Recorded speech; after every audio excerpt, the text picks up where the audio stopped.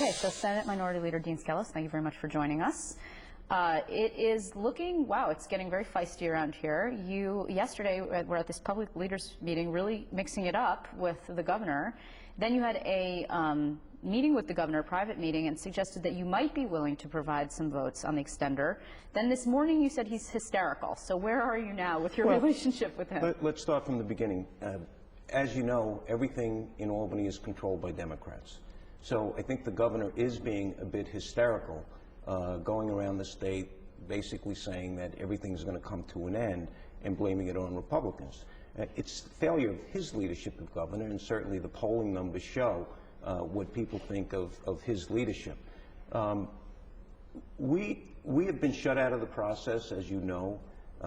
Both Brian Cole, the leader in the Assembly, myself in the Senate, Republicans have been asked not to attend leaders' meetings. And we saw that last year where the comment was made, you know, we don't need Republicans anymore because Democrats control everything. Now, it's not just excluding Republicans from the discussion, it's excluding the people that we represent. And as you know, our conference represents more upstate areas, suburban areas, whereas the leadership in Albany, Democrat leadership, is all from New York City. Okay, but before we get into the politics of this all, don't you think that New Yorkers really don't care? I mean, I don't think they care who's at fault. I think what they care about is if for some reason government shuts down or there are massive cuts or whatever, they're going to feel the pain. So whoever is at fault, what's the issue with that? The point is your government doesn't have to shut down. If you started a open joint conference committee process that the law requires, that the Democrats are violating that law. When we passed that law in 2007, when we were in the majority and the Assembly passed it too, 2008 we had an on-time budget because we followed the law. Now the Democrats, whether it was last year or this year, feel they don't have to follow the law because they control everything. It's more dysfunction than has ever existed in Albany under one-party rule. But, Leader, let's assume that you did have conference committees and they started tomorrow in a perfect world. You would still be at least 2 weeks out from a budget agreement, wouldn't you, at least? No, we would be able to have input. I've talked to the governor for over a year and to Senator Sampson that we would like to be helpful in the process. And we've been given lip service, yes, and then they go on and do their clandestine secret meetings. Okay, but he says, for example, this morning he said in one of his main radio interviews that you have said, the Republicans have said, Medicaid cuts, Medicaid cuts, Medicaid cuts. You've actually said yesterday at the leaders' meeting you proposed $400 million in additional Medicaid cuts, and he said, well, maybe we'll take that into consideration. Then you, en masse, all 30 of your members, vote no.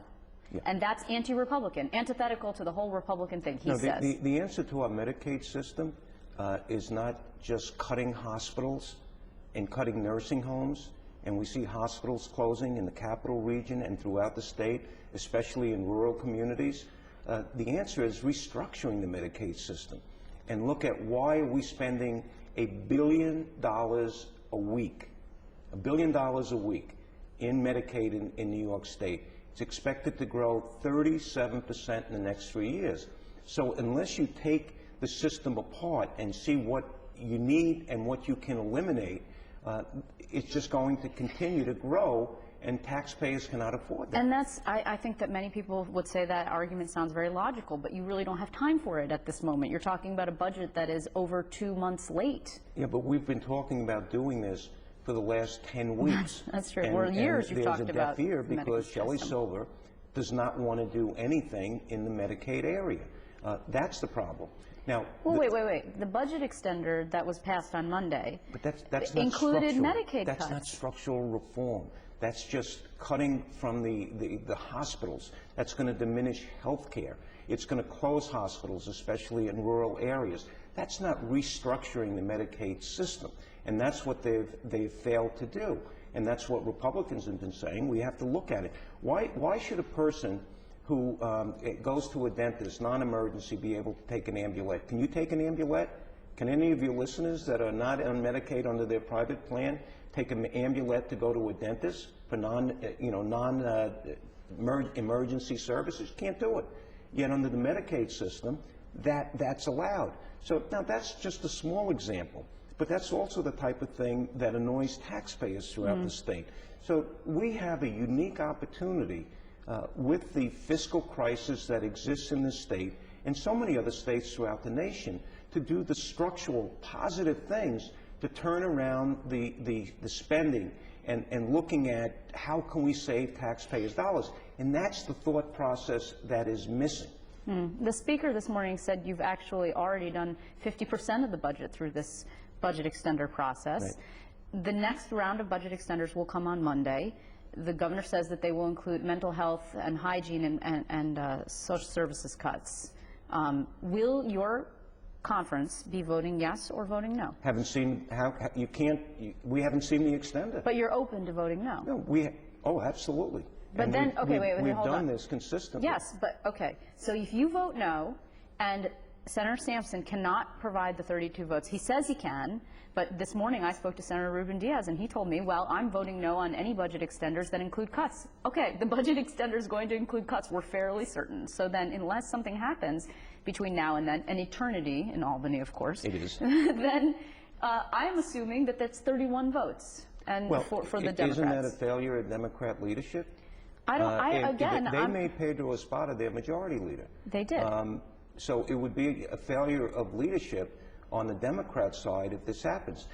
But how would it not be a failure of leadership on your side if you guys didn't step up and say, okay, one vote to keep the government open? Let me ask you, if the extender next week was $2 billion in borrowing, billions of dollars in taxes. But it's not going to include borrowing. No, but that's the point. That's coming. But if it was, would we supposed to vote for those taxes and fees that people don't want because of the fact that there may be a closure? That's a failure on Democrat leadership. Okay, but we think that it's going to, at this point, the governor has said, this extender, and I understand you haven't seen it, and the devil's in the details, because certainly in Albany we understand that bills come out in the middle of the night and they're still warm from the printing press, and you have to read them to figure out what they say. I get it, and I think most people understand that.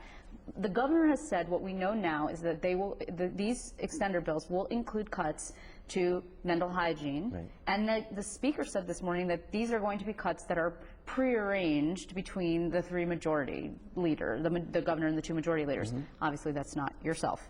So, but assuming that there are cuts, you said yesterday, if there are more cuts, we would be open. We would be open, okay. And we've submitted $750 million in additional cuts to the governor to be put into that extender. So if those are included, and you include the Medicaid savings that we put up as an amendment this past Monday, I think there may be some of our members that would be willing to vote yes, including myself. Okay. Because then you would have real cuts, real savings, and you would have participation by Republicans in the process. Okay, so, but then as of this morning, when you and the governor parted ways again, verbally... Well, I didn't part ways. He parted ways. I mean, he went on a hysterical, path today, claiming that the world was going to come to an end if the extender was not passed this week. Number one, you just mentioned how the Speaker indicated about 50% of the budget is done. That number keeps going up. All Medicaid payments now will be made to hospitals, nursing homes. Any person that's entitled to Medicaid assistance will receive it until March 31st of next year. In terms of the payroll would not be impacted